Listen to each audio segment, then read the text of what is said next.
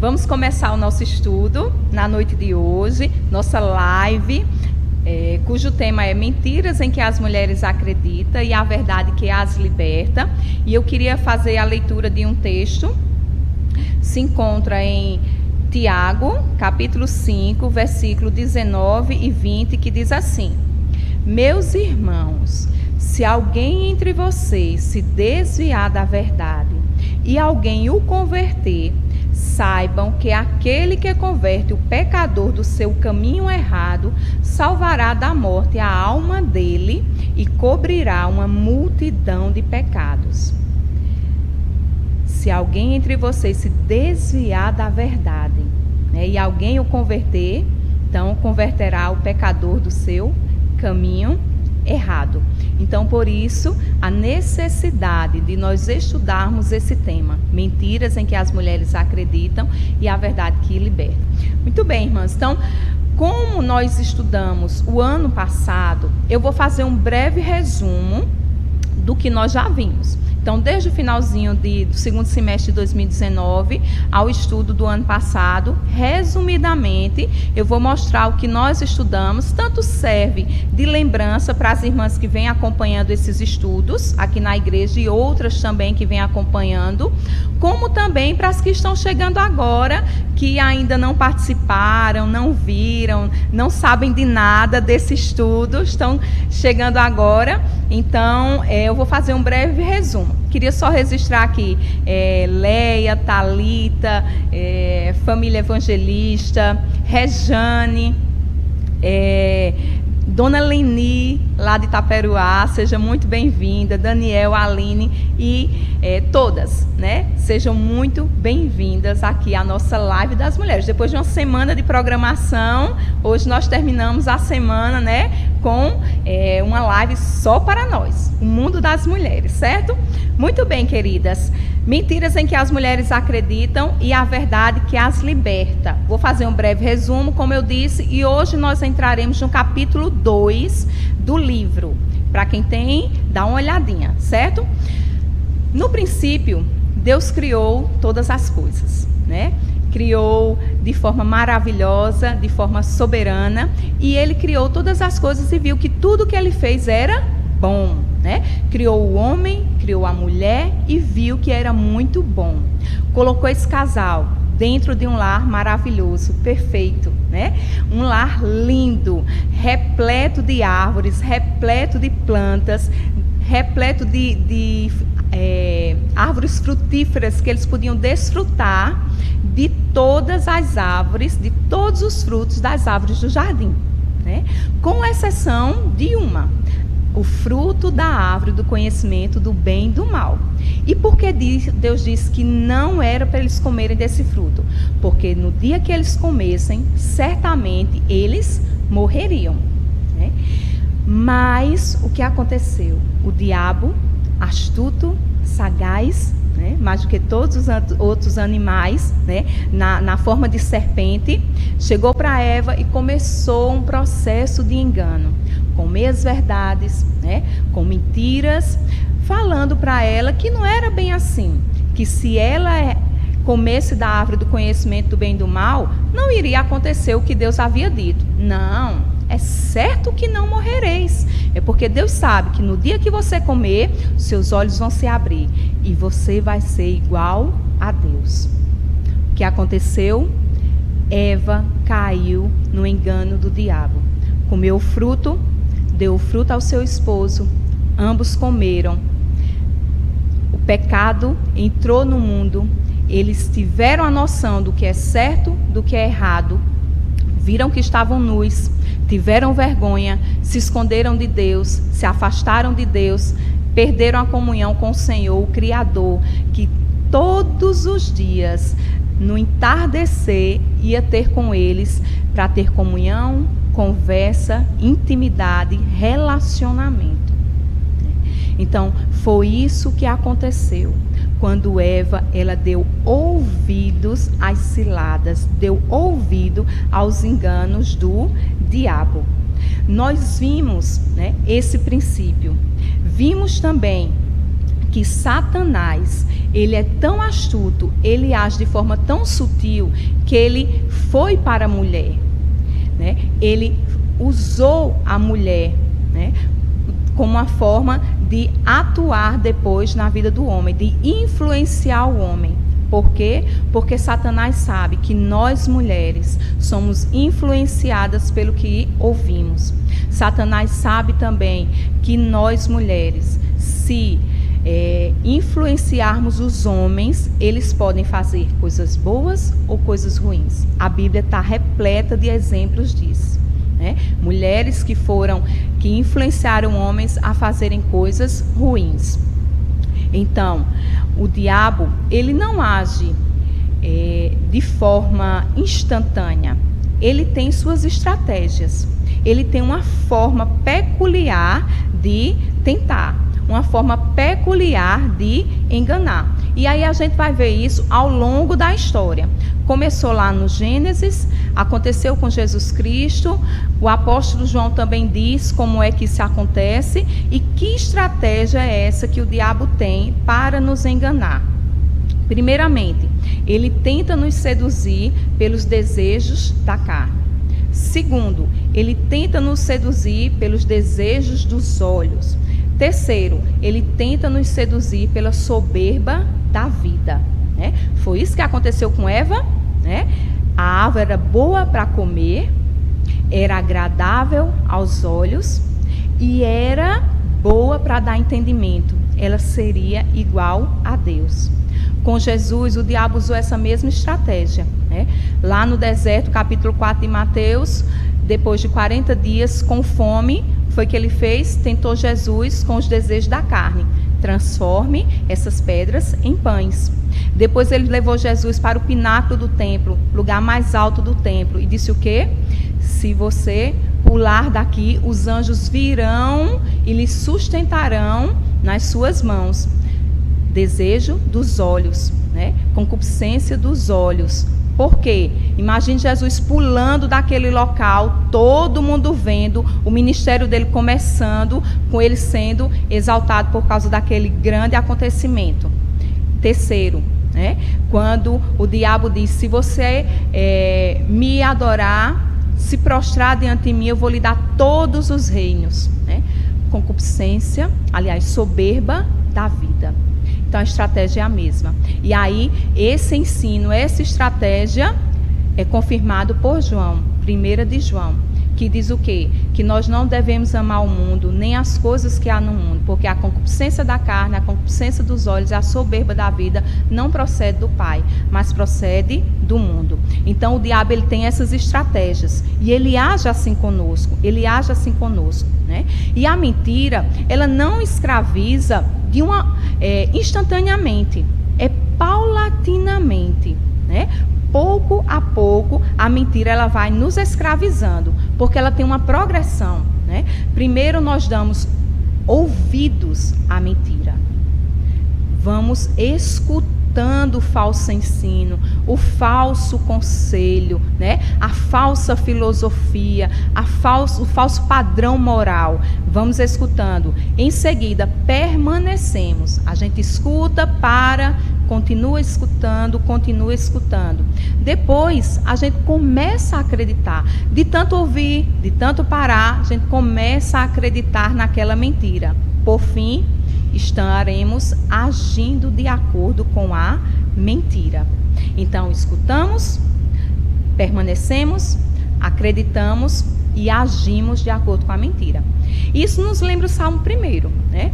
Quando o salmista diz, bem-aventurado o homem que não anda no conselho dos ímpios, não escuta o conselho dos ímpios, não se detém no caminho dos pecadores, não para, e nem se assenta na roda dos escarnecedores. Já permaneceu, já está agindo. Então, é assim que o diabo faz, né? Essa mentira, ela vai nos enlaçando pouco a pouco. Logo, né, para passarmos da escravidão para a liberdade, precisamos, primeiramente, identificar as áreas de escravidão ou comportamentos pecaminosos. Quais são as áreas que precisam ser libertas? Você precisa ser liberta, né? É ira, né? É a parte moral, é a parte espiritual, é a parte emocional. Qual área você precisa ser liberta? Primeiro, precisamos identificar as áreas de escravidão. Segundo, identificar as mentiras na raiz da escravidão. O que foi que deu o ponto inicial para você acreditar naquela mentira? Né? Só para a gente entender, uma pessoa, por exemplo, uma jovem que tem problema com bulimia, né? Que come e depois bota a comida para fora. A raiz do problema dela, muitas vezes foi: eu só sou bonita se eu for magra. Né? Então aí ela quer comer, ela sente fome, mas ela sabe que se comer ela vai engordar. E aí o que ela faz? Ela provoca, né, o vômito, bota para fora. Então a raiz do problema, precisamos identificar a raiz do problema. E terceiro, nós precisamos substituir a mentira pela verdade.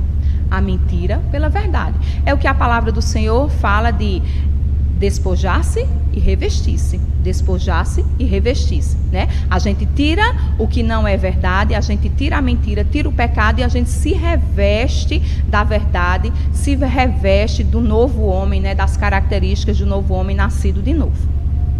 Então, foi isso que nós vimos resumidamente nos últimos encontros, certo? Então, hoje a gente vai começar a sessão de mentiras que fala acerca de Deus. Então, o tema, né, a mentira que nós vamos trabalhar hoje é mentiras em relação a Deus.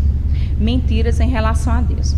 E por que Nancy começa o livro falando acerca de Deus, das mentiras com relação a Deus? Porque é fundamental que nós comecemos com essas mentiras.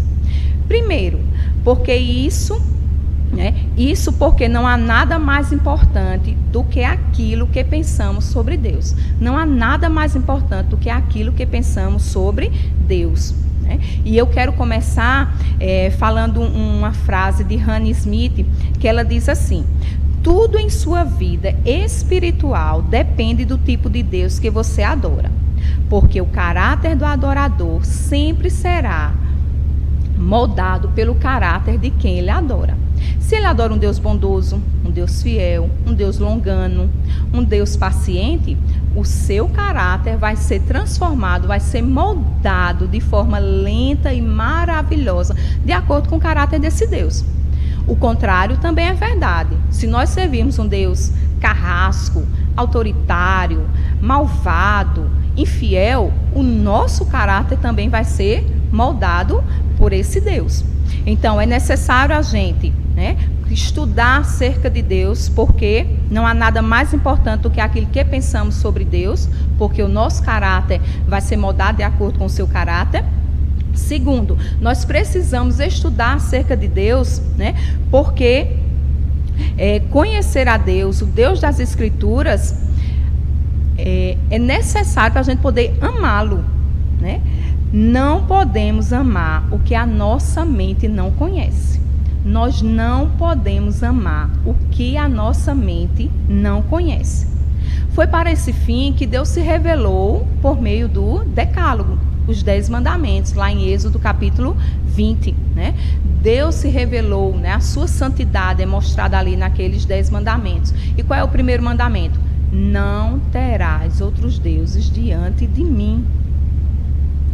Não terás outros deuses diante de mim. Se nós conhecermos o Deus das Escrituras, se nós amarmos e servirmos o Deus da Escritura, nós não vamos servir a falsos deuses. Por isso que ele se revela a nós. Por isso que ele deixou a sua palavra. Por isso que ele deixou os seus mandamentos. E o que é que esse primeiro mandamento requer de nós? Exige de nós que nós conheçamos, que nós reconheçamos que só há um único Deus e Senhor, o nosso Senhor, e devemos adorá-lo, glorificá-lo constantemente. Então, o primeiro mandamento exige que nós conheçamos a Deus, reconheçamos, né, que Ele é o Senhor, que Ele é o único soberano Deus, e adorá-lo por isso. Logo, conhecer a Deus é essencial para a nossa fé e prática de vida. Eu não posso dizer que eu amo a Deus se a minha vida não condiz com isso. se a minha vida é contrária às Escrituras, contrária à lei de Deus. Se eu conheço a Deus, eu preciso andar nos conceitos de Deus, nos preceitos de Deus, nas ordenanças de Deus. Ao contrário, nós estaremos vivendo o que é chamado de ateísmo prático. O que é isso? Você diz que conhece a Deus, mas quem manda na sua vida é você. Eu conheço a Deus, eu amo a Deus, mas eu que mando e desmando na minha vida. Eu faço o que eu quero, eu penso do jeito que eu quero, eu me visto do jeito que eu quero. Isso é chamado de ateísmo prático. Foi isso que Jesus criticou e condenou nos religiosos da sua época. Ele disse o quê?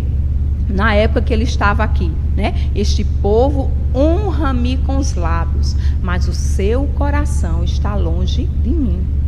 Isso é ateísmo prático. Dizer que conhece a Deus, que até fala de Deus, louva a Deus, mas na prática sua vida é totalmente desassociada do que a palavra do Senhor ensina.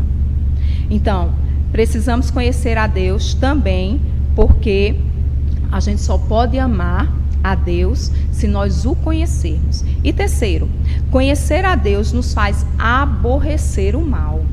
Por quê? Porque o nosso Deus é um Deus santo.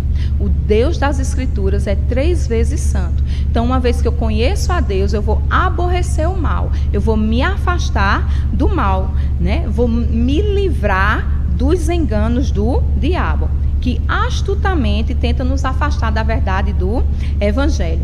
Tem um teólogo, ou houve, na verdade, um teólogo puritano chamado Thomas Brooks.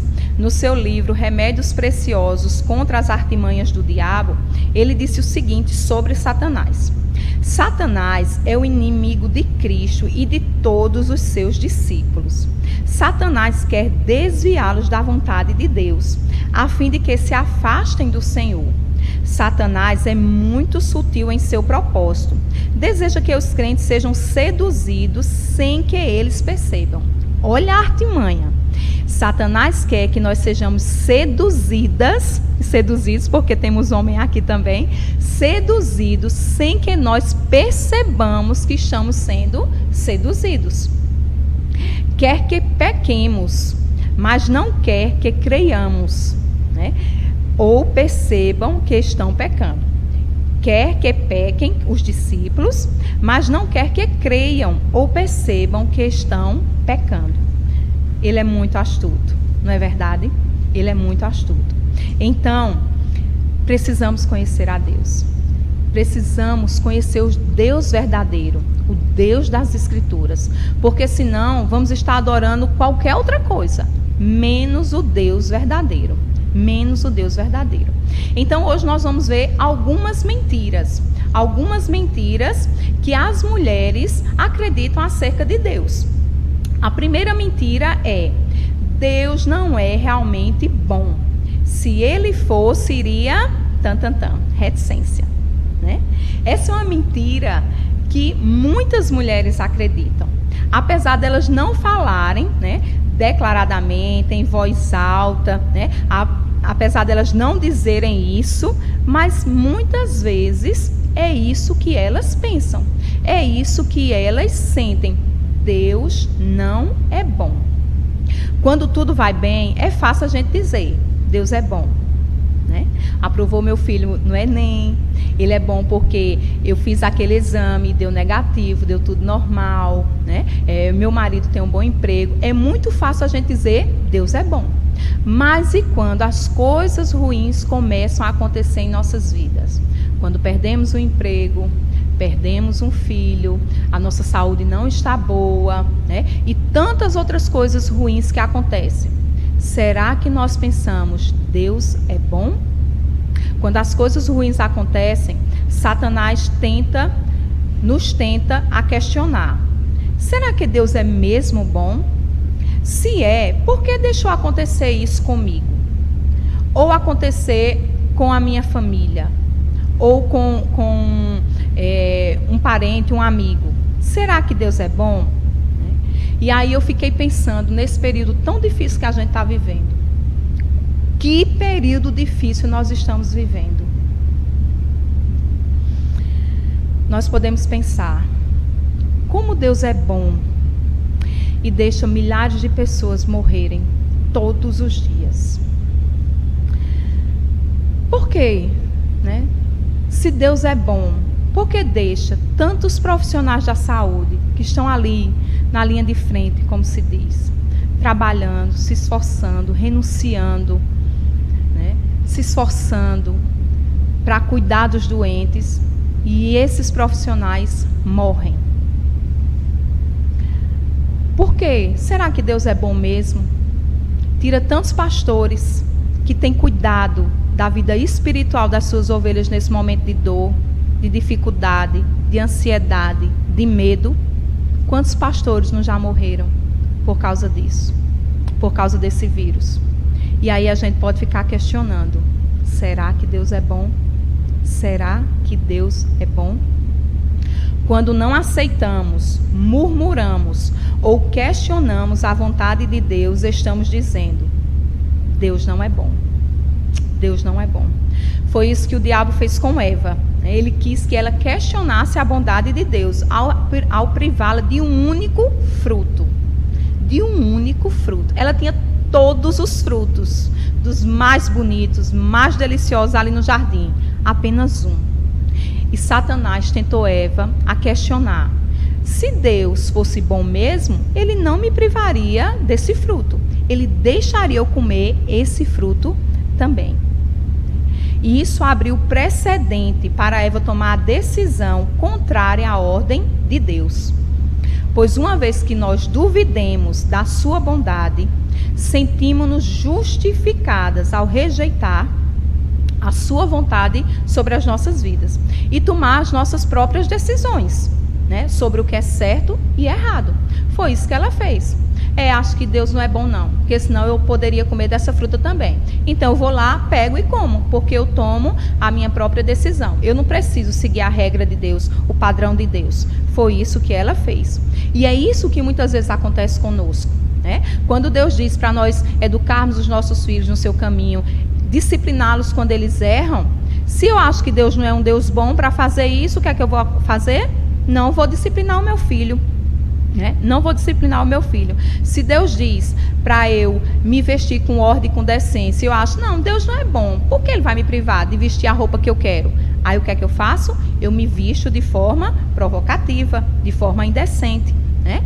Se Deus diz para eu casar com um homem com um padrão estabelecido por Ele, se eu acho que Deus não é bom para isso, eu caso com quem eu quero, certo? Então, muitas vezes nós agimos como Eva. E a gente acha que nem está agindo, né?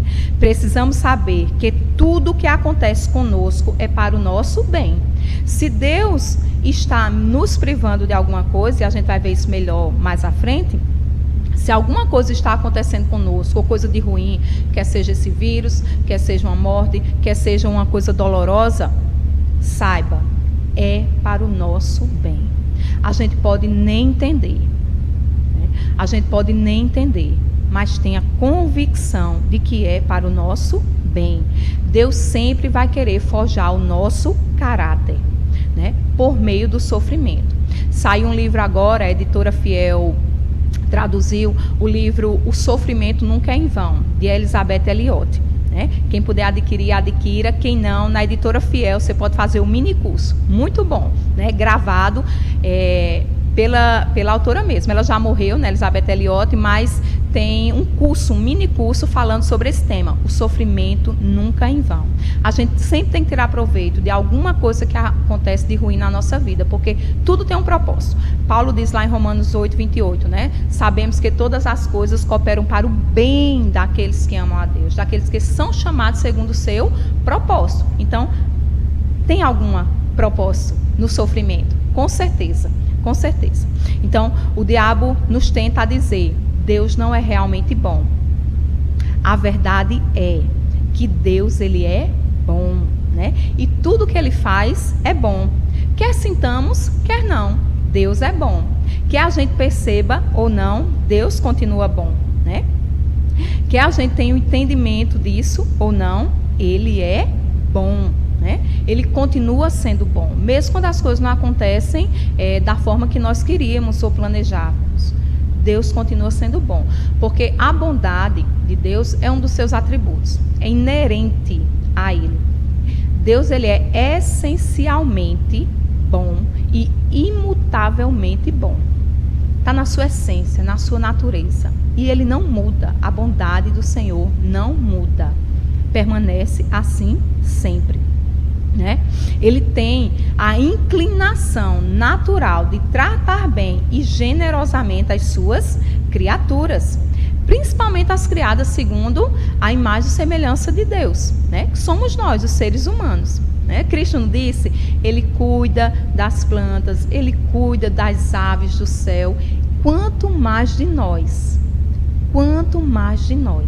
né? Então Deus tem um amor e uma bondade, né, expressa para nós, imagem e semelhança de Deus, nós seres humanos. Se nós formos ler o Salmo 119, versículo 68, diz assim: Tu és bom e fazes o bem, ensina-me os teus decretos. Tu és bom e fazes o bem, ensina-me os teus decretos. O Salmo 145, versículos 7, 8 e 9. A primeira parte desses versículos diz assim: Divulgarão a memória da tua imensa bondade.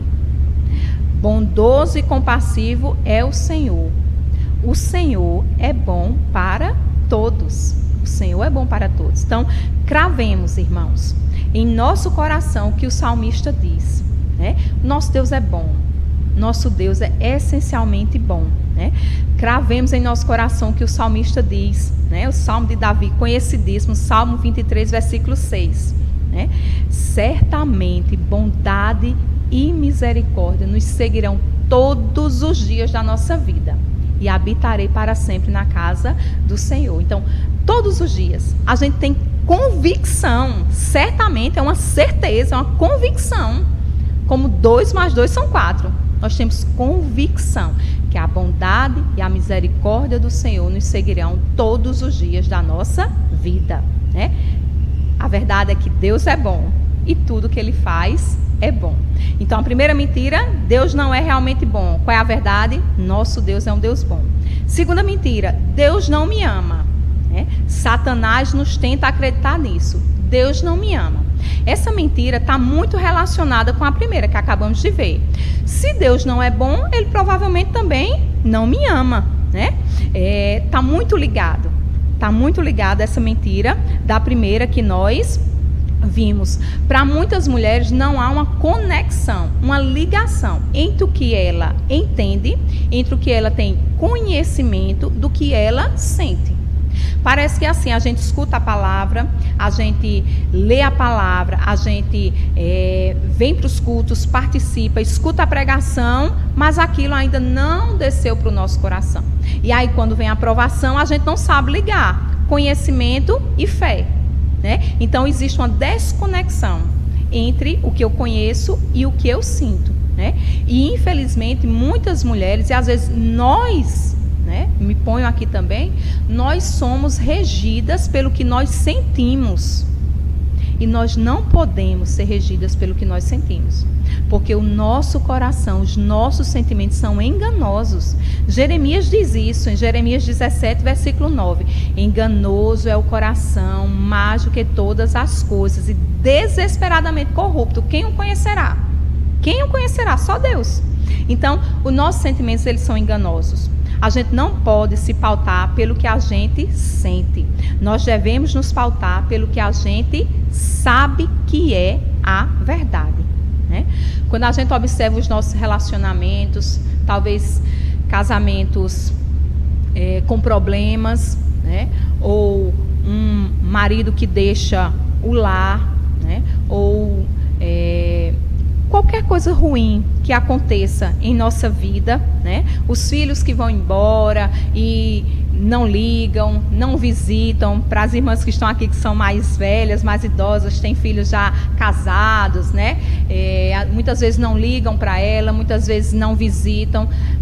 Aí você pode pensar: ninguém me ama, nem mesmo Deus. né? Ninguém me ama, nem mesmo Deus. Se me amasse, não me sentiria tão só, não me sentiria tão solitária, né? Alguém se identificou aqui? Talvez não diríamos isso em alta voz, mas é o que muitas vezes acreditamos que é a verdade. As implicações de acreditarmos nessa mentira são graves, irmãos, muito graves, né? Porque afetarão todas as outras áreas da nossa vida e dos nossos relacionamentos. Quantas mulheres têm um sentimento de rejeição, são amarguradas, depressivas, com autocomiseração, né? Murmuram o tempo todo, se entregam aos vícios, quer seja vícios de comida, né? Se realmente se entregam à glutonaria, ou vícios de bebidas, de drogas, de pornografia. Por quê? Porque não se sentem amadas. Não se sentem amadas. A verdade é que Deus nos ama. Ele nos ama com amor eterno, incondicional e imutável. Não pelo que eu fiz ou deixei de fazer, não pelo que eu faço ou vou fazer. É incondicional, não depende de mim. É imutável, porque não muda. Nada do que eu possa fazer vai aumentar o amor de Deus por mim. Nem nada do que eu deixe de fazer vai diminuir o amor de Deus por mim.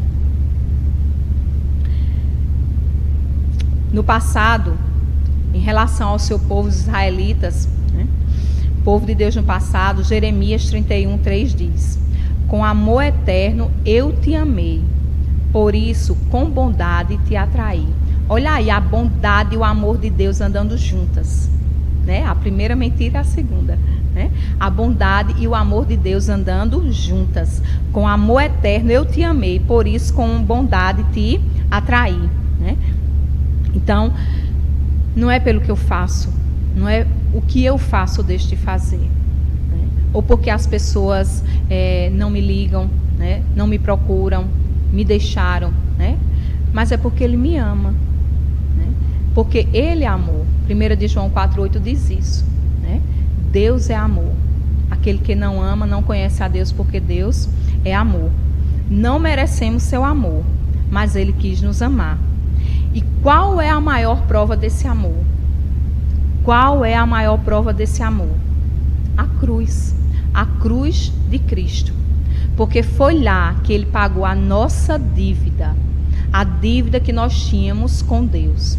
Dívida do pecado, da desobediência, da rebelião, da teimosia. Foi lá, né, que Ele morreu pelos nossos pecados. Colossenses 2,14 diz isso, né? Ele quitou a dívida que nós tínhamos com Deus. Cristo, a cruz de Cristo, mas a cruz vazia, né? Porque o nosso Cristo não está lá. Nosso Cristo ressuscitou. Amanhã, domingo de Páscoa, né, nós comemoramos o quê? A ressurreição de Cristo. E Ele ressuscitou para a nossa santidade, para a nossa justificação. Romanos 4:25 diz isso. Ele ressuscitou para a nossa justificação. Ele não está lá. O nosso Cristo não está lá, né? Então, quando a dúvida bater no seu coração, lembre, a cruz de Cristo, ela é a maior prova de amor, né, que Deus teve para conosco. Você daria o seu filho por um criminoso? Eu não daria, mas Ele deu. Ele deu seu filho por nós criminosos. Ele deu. Lá em Efésios, o apóstolo Paulo faz uma oração muito ousada, né? O desejo do apóstolo Paulo é que a gente compreendesse, né, a profundidade do amor de Deus. A profundidade do amor de Deus, né? Lá em Efésios 3, do 17 ao 19, Paulo vai falar as dimensões do amor de Deus. As dimensões do amor de Deus. Ele diz assim: pela fé que Cristo habite no coração de vocês. Ele orava para que pela fé Cristo habitasse no coração deles, né? Estando vocês enraizados e alicerçados em amor. Isto para que com todos os santos vocês possam compreender qual é a largura, o comprimento, a altura e a profundidade e conhecer o amor de Cristo que excede todo o entendimento, para que vocês fiquem cheios de toda a plenitude de Deus. Nós oramos assim para a gente conhecer realmente a profundidade do amor de Deus, as dimensões do amor de Deus, né? Conhecer a largura, que Deus ama todo tipo de pessoa, não importa nacionalidade, não importa faixa etária, não importa condições financeiras, Deus ama todo tipo de pessoa, não só judeu, mas gentil, né? Comprimento de eternidade a eternidade, né? Já pensou Deus escrever seu nome no livro da vida antes que você viesse a existir? Ele nos amou de eternidade e vai continuar nos amando até a eternidade. É um amor, né, eterno, um amor eterno.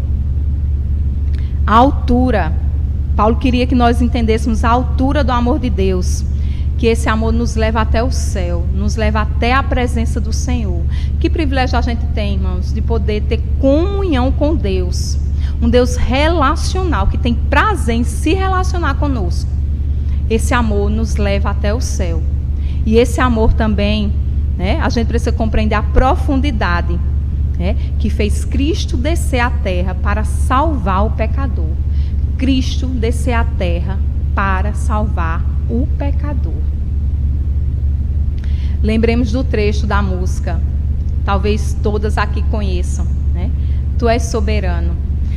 O trecho diz: e apesar dessa glória que tens, tu te importas comigo também. É emocionante você cantar isso. E esse amor tão grande eleva-me, amarra-me a ti. Tu és tremendo. Apesar dessa glória, né, desse poder, dessa majestade, Ele se importa comigo também. E esse amor tão grande me eleva, né, me amarra a Ele, né, porque Ele é um Deus tremendo. Então, segunda mentira, o diabo diz o quê? Deus não me ama. Qual é a verdade? Ele me ama. E a prova disso é Cristo, cruz de Cristo. Não deixemos que os sentimentos sufoquem essa maravilhosa verdade. Deus nos ama. Terceira mentira. Deus é igual ao meu Pai. Deus é igual ao meu Pai. Deus foi muito sábio, irmãos. Criou o homem, criou a mulher, né, para ambos refletirem características dele, né? O homem, aquele provedor, aquele cuidador, aquele que tem autoridade para guiar, para conduzir. A mulher mais protetora, né, mais acolhedora, né, mais amável, ligada mais aos filhos. Então, Deus, ele reflete, fez o homem e a mulher para refletir as suas características, né? Os seus atributos comunicáveis, tanto em homem como em mulher, para que dentro do lar isso fosse visto pelos seus filhos. Mas, infelizmente, por causa do pecado, né, essa imagem de Deus foi ofuscada, foi corrompida, né? Então, de sorte que pai e mãe, nós que sabemos que somos pecadores, muitas vezes agimos de forma contrária aos padrões de Deus, de forma contrária à característica do nosso Criador. E o que acontece, né, quando nós temos um pai, né, um pai humano, que é grosseiro, é abusivo, é irresponsável, ou é omisso, permissivo, para muitas mulheres, a noção que elas têm de Deus é projetada a partir da visão que ela tem do pai terreno, né? Então, para muitas mulheres, a nossa visão, a visão de Deus, em geral, é fortemente influenciada pelos homens que conhecem, que elas conhecem, que nós conhecemos, principalmente os pais, né? Nossa percepção de Deus pode ser moldada positivamente ou negativamente. Por isso que a gente precisa ensinar os nossos filhos a obedecerem, a respeitarem, a honrarem, porque a gente está moldando, né, a vida deles para que quando eles crescerem seja mais fácil deles obedecerem, honrarem e se submeterem a Deus. Porque a primeira visão que eles têm de Deus somos nós, que somos os seus pais. Então, muitas mulheres são moldadas ou positivamente ou negativamente por seus pais a partir da visão que elas têm desses homens. Dependendo do tipo de pai que você teve, a ideia de Deus pode ser, como seu pai pode ser, estremecedora. Você pode dizer, não, Deus vai ser igual ao meu pai? Se você foi ferida pelo seu pai, se você foi abandonada pelo seu pai, se o seu pai era desorganizado financeiramente e deixou faltar as coisas dentro de casa, tudo isso pode fazer que você projete para Deus. A visão do Pai Celestial é assim. Um Deus que não vai providenciar seu alimento, um Deus que vai lhe abandonar, um Deus em quem você não pode confiar. Então, todas essas características, né, de um pai terreno que fez coisas contrárias à palavra de Deus, você pode pensar acerca de Deus. Também, se você teve um pai muito permissivo, que deixava você fazer tudo o que você queria, a hora que você queria e como você queria, você também vai achar que Deus é assim. Deus não vai se importar com o que eu faço, com a minha vida, né? Eu faço o que eu quero, porque o meu pai terreno era assim, meu pai do céu também vai ser. Então, a gente pode ter essa visão errada de Deus. Essa visão errada de Deus. A verdade é, Deus não é como nosso Pai. Deus não é como nosso Pai. Ele é infinitamente bondoso, providente, presente, amoroso e justo. Se você quer saber realmente como Deus é, volte-se para as Escrituras. Conheça Jesus Cristo. Leia os Evangelhos. Como é deleitoso a gente ler os Evangelhos. Quantas características maravilhosas a gente vai conhecer ali de Cristo. Como Deus se importava com as pessoas. Como Cristo amava as pessoas. Como Cristo renunciava o seu conforto, o seu eu, muitas vezes de descanso, para favorecer as outras pessoas.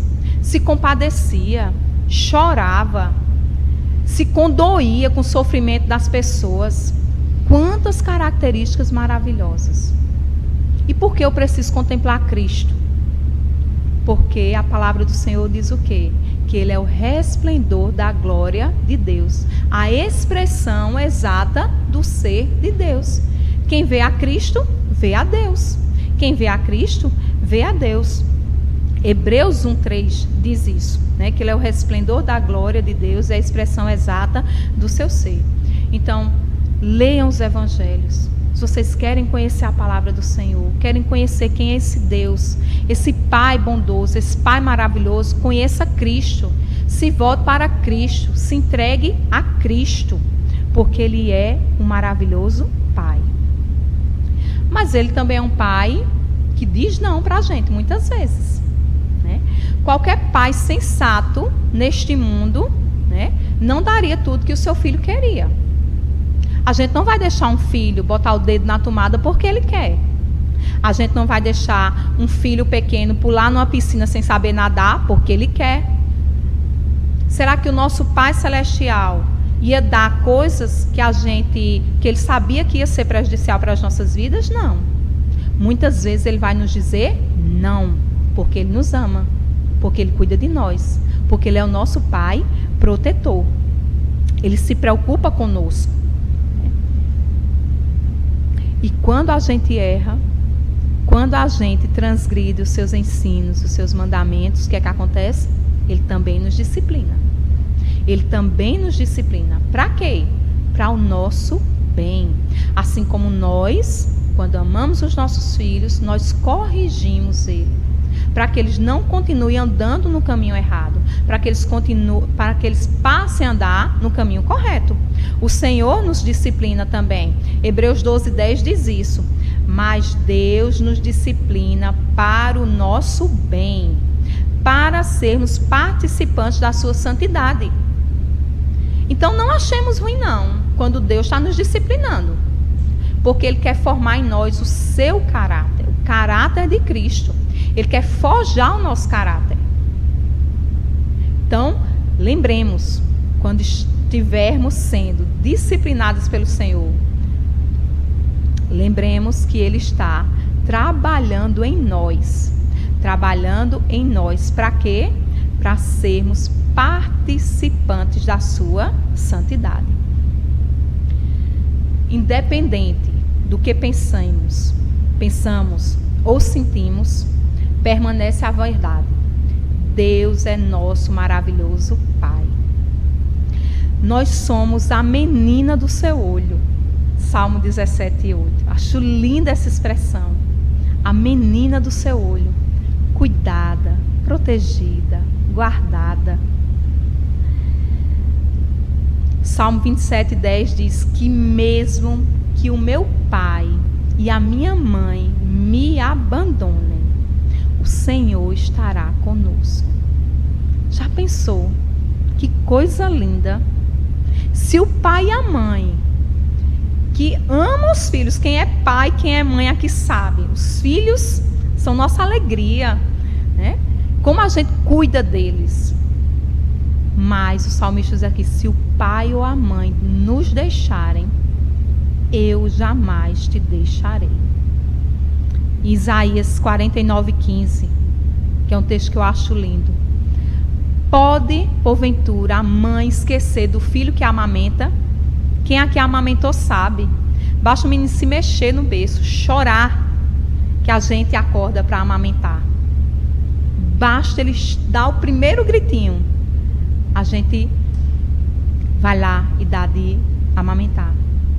Mas ele diz assim, mesmo que uma mãe que amamenta venha se esquecer do seu filho, Deus dizendo, Deus não esquecerá de nós. Isaías 49:15. Deus não esquecerá de nós. Isso é característica de um pai. De um pai. Então, conheça, contemple e confie no coração paternal de Deus. Coração paternal de Deus.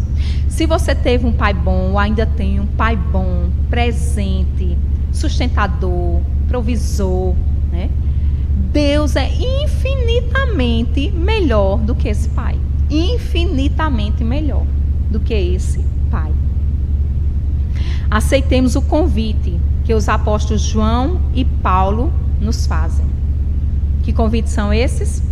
João diz assim: vejam que grande amor o Pai nos tem concedido, a ponto de sermos chamados filhos de Deus.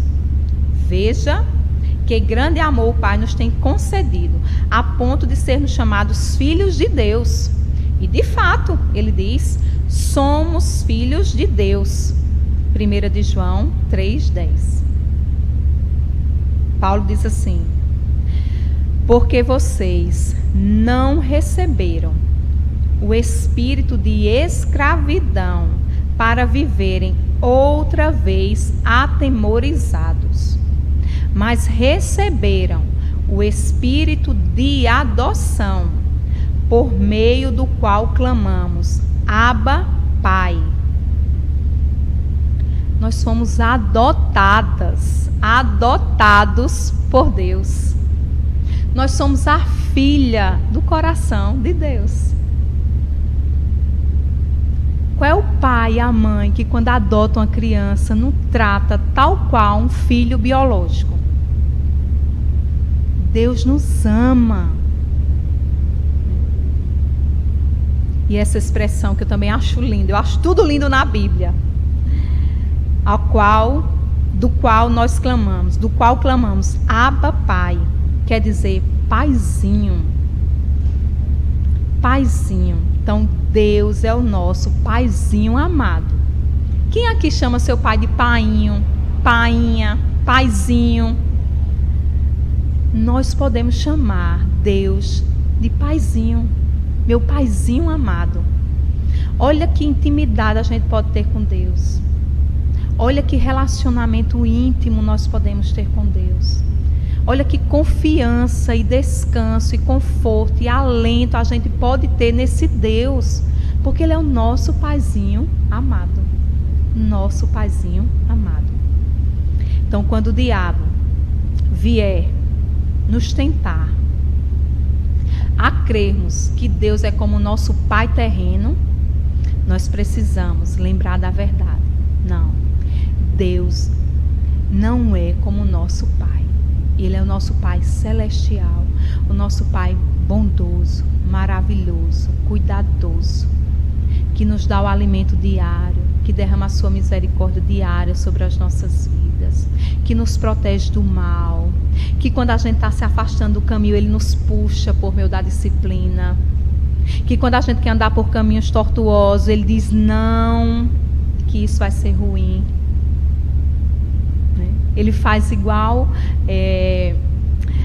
o autor diz lá em Provérbios: filho meu, se os pecadores querem seduzir-te, não consintas. Deus diz não, não, porque a gente não sabe. Muitas vezes a gente ora, pede coisas que a gente não sabe. Por isso que nós temos o Espírito Santo para interceder por nós, porque a gente pede coisas muitas vezes que é para o nosso mal. Graças a Deus, porque nós temos o Espírito Santo do Senhor para interceder por nós, né? E Deus muitas vezes diz não, porque eu te amo, estou comprometida com você, vou guardá-la até o final da sua vida. Então, irmãs, vimos 3 mentiras. Vimos a primeira mentira, que Deus não é bom. A segunda mentira, que Deus não me ama. E a terceira mentira, que Deus é igual ao meu pai. Quarta mentira. São 6, mas eu vou falar a quarta, que o tempo já está avançado. Eu acho que vocês estão cansadas de mim. Não, né? Vamos lá. Quarta mentira. Deus não é realmente o bastante. Deus não é realmente o bastante. Se eu perguntasse a você, né, o que Deus é na sua vida, né? O que você me diria? Escrevam aí no chat, né? O que Deus é para você? Deus é tudo? É o centro? É o mundo? É o universo? O que Deus é para você? Né? Tem um cântico, tem uma música que diz assim: sejas meu universo, que sejas tudo o que sinto e o que penso, que de manhã seja o primeiro pensamento, que sejas o universo, que enchas cada um dos meus pensamentos, que a tua presença e o teu poder seja o alimento. Jesus, este é o meu desejo.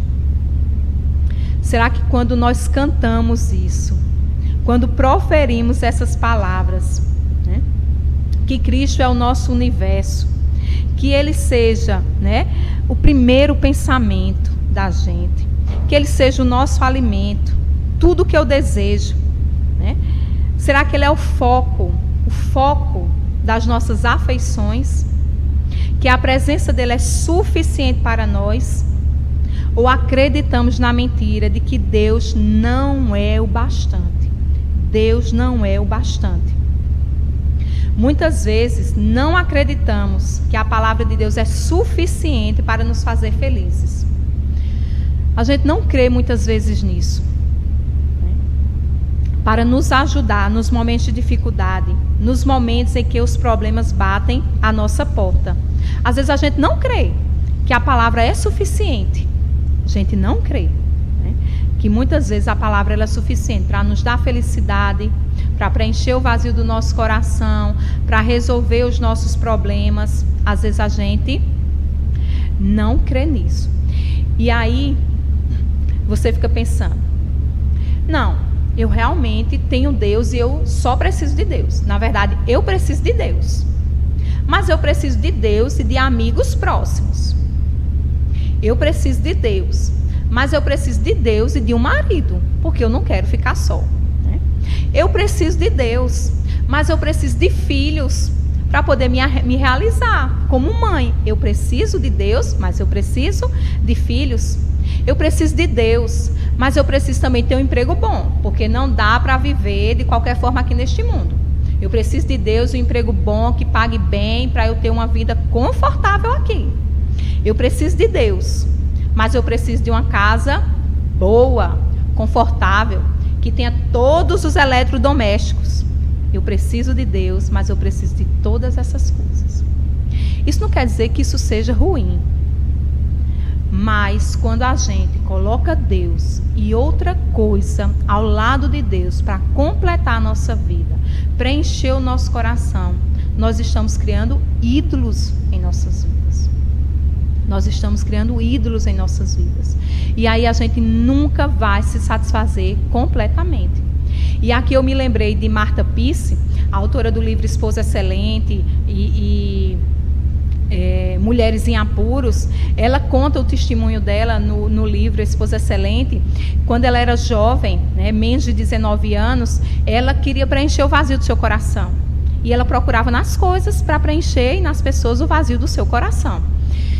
E ela chegou aos 19 anos e chegou para o Sanford, que era o seu namorado, e disse: Sanford, já está na hora da gente casar, eu quero casar. E aos 19 anos ela casou, achando que o casamento ia trazer para ela felicidade. Mas aí, quando ela casou, depois de 6 meses, ela viu que não estava feliz. Na verdade, os dois não estavam felizes. Então ela disse: então, vamos ter um filho? Vamos ter um filho, porque eu tendo um filho, eu vou ser feliz. E aí ela engravidou, mas com 5 meses de gravidez, ela teve que sair dos Estados Unidos e ir para a Alemanha por causa dele, do trabalho dele, e foram para lá. E um lugar extremamente frio, na época do inverno, e o bebê nasceu lá, e ela ficou: se eu ao menos voltasse para casa, eu seria feliz. E aí ela voltou para casa e continuava infeliz. E o que aconteceu? Conheceu uma amiga, começou a se envolver com coisas erradas, com bebedices, né? Com impurezas, com assistir coisas que eram inconvenientes, totalmente impróprias, e realmente debandou nessa área de ficar embriagada e mais embriagada, tempos e tempos. Até que Cristo, pela graça e pela sua misericórdia, alcançou a sua vida, né? Converteu seu coração, preencheu o vazio que ela tanto procurava nas pessoas, nas coisas, mas nada vai preencher. Esse é o exemplo de Marta Pisse. Outro exemplo, Eva, né? Eva, vocês já imaginaram? Eva tinha uma saúde perfeita, ela tinha um marido perfeito, ela tinha um lar perfeito, ela tinha uma comunhão perfeita com Deus, mas ela não se contentou com isso. Ela não se contentou com todas essas bênçãos e quis ser igual a Deus, como o diabo havia dito: sereis igual a Deus. Irmãs, como a gente é tentado a criar ídolos no nosso coração. Como nós somos tentadas a fazer das coisas e das pessoas o centro da nossa vida. O centro da nossa vida. Mas a verdade é que o Senhor pode nos fazer realmente felizes. Se Cristo é o nosso Senhor e Salvador, nós já temos tudo que nós precisamos. A parte dele, jamais preencheremos o vazio do nosso coração. Pois, como diz um pai da igreja, né, Agostinho, chamado Santo Agostinho, ele disse: o nosso coração, o coração do homem, tem um vazio do tamanho de Deus. Nada pode preencher o vazio desse, nada pode preencher, né, o vazio desse coração, né? Trabalho, conforto, maridos, filhos, comida, nada preenche o vazio do nosso coração. Agostinho também disse: a felicidade do homem é o próprio Deus. A felicidade do homem é o próprio Deus. Nada é melhor do que conhecer a Deus. Não há prazer maior que adorá-lo. Não há prazer maior em adorá-lo. Nada é mais doce que o seu amor. Minha felicidade, disse Agostinho, está somente nele. Que coisa linda. Não há prazer maior que adorá-lo. Nada é mais doce que seu amor. Minha felicidade está somente nele. Esse é o pensamento que nós temos. Essa é a vida que nós temos. Como disse o apóstolo Pedro: Senhor, para onde iremos? Só tu tens as palavras de vida eterna. Só o Senhor tem as palavras de vida eterna. Só Ele preenche o nosso coração. Só Ele satisfaz o nosso coração. Só Ele nos dá a alegria perene, constante. Para onde iremos? Para onde iremos? Só tu tens as palavras de vida eterna. Isso nos basta, irmã. Isso nos basta, queridas. As palavras de vida eterna. O salmista Asaf, ele conclui nos seus pensamentos, lá no Salmo 73, depois que ele viu a riqueza, a abundância, a prosperidade do ímpio, e ficou a se pensar: será que vale a pena servir esse Deus? O ímpio que não teme ao Senhor tem tudo e eu estou aqui sofrendo. E aí depois que ele se volta para o Senhor, depois que ele conhece cada vez mais o Senhor, se entrega ao Senhor, ele faz uma declaração belíssima, que cantada é a coisa mais linda do mundo. Ele declara assim: quem tenho eu no céu além de ti? E quem poderia eu querer além de ti? Ainda que a minha carne e o meu coração desfaleçam, Deus é a fortaleza do meu coração e a minha herança para sempre. E a minha herança para sempre. Então, irmãs, qual é a mentira? Deus não é o bastante. A verdade é que Deus é o bastante. Ele é suficiente para nós. Não há nada que eu faça ou deixe de fazer, para Ele me amar, para Ele ser melhor para mim, bondoso, como a gente viu as primeiras. Ele não é como nosso pai terreno. Ele é o bastante para nós. E que nós busquemos a Deus como esse Senhor que basta para nós, que é suficiente para nós. Que não façamos ídolos. Todas essas coisas são legítimas. Casa, marido, filho, saúde. Como é bom ter casa, marido, filho, saúde. Como é bom. Mas a gente tem que firmar os nossos olhos no Senhor. Ele é tudo para nós. Como diz, eu acho que é Jeremias, não estou lembrada agora, me veio na mente, não está no estudo. Ainda que a figueira não floresça e o fruto da vide, não dê, ainda que tudo se acabe, lá no campo, os animais, o Senhor é a fortaleza da minha vida. Ele é a minha fortaleza. Então, o Senhor basta, irmãs. Entregue sua vida a Ele. Descanse nele. Descansemos. Porque eu preciso escutar isso sempre, recorrentemente. O Senhor basta nas nossas vidas. Então, que Deus nos abençoe, nos ilumine, nos dirija, para que a gente possa lembrar sempre que Deus é bom, lembrar sempre, Deus me ama, lembrar sempre, Deus não é como o nosso pai terreno. e lembrar sempre, né, que Deus é o bastante para nós. Né? Que Ele nos abençoe, que Ele nos dirija, que Ele nos ajude a cada vez mais nos desvencilharmos das mentiras, dos enganos de Satanás e nos firmarmos na sua santa, bendita e maravilhosa palavra. Né?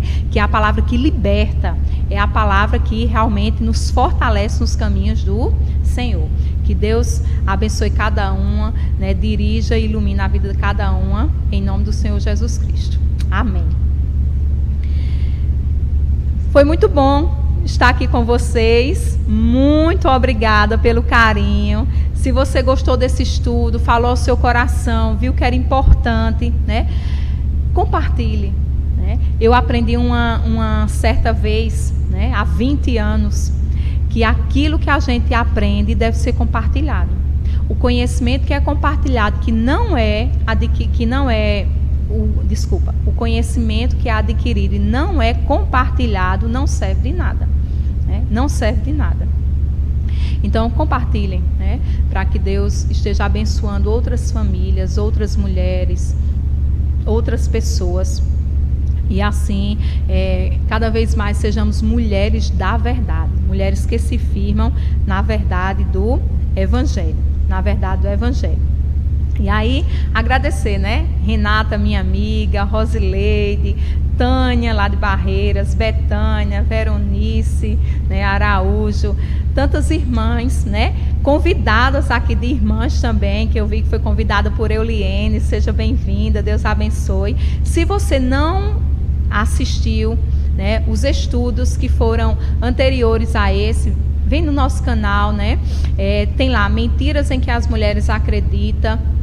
E você assiste, você se edifica, você revisa. Inclusive tem mais detalhado sobre o início desse capítulo 2. E compartilhe, faça o nosso canal crescer. Né? Nós temos trabalho, lives, estudos para as crianças aqui, para mulheres, para adultos de forma geral. Então, vão compartilhando para que a gente possa adquirir mais inscritos e assim o nosso canal cresça e a gente possa produzir também outros materiais. Né? Muito obrigada pela companhia de vocês. Né? Um beijo bem grande, um abraço no coração de vocês. Então, fiquem com Deus, Deus abençoe. Para as irmãs, um grande beijo, para os irmãos, um forte abraço e até a próxima, se Deus assim permitir. Até logo.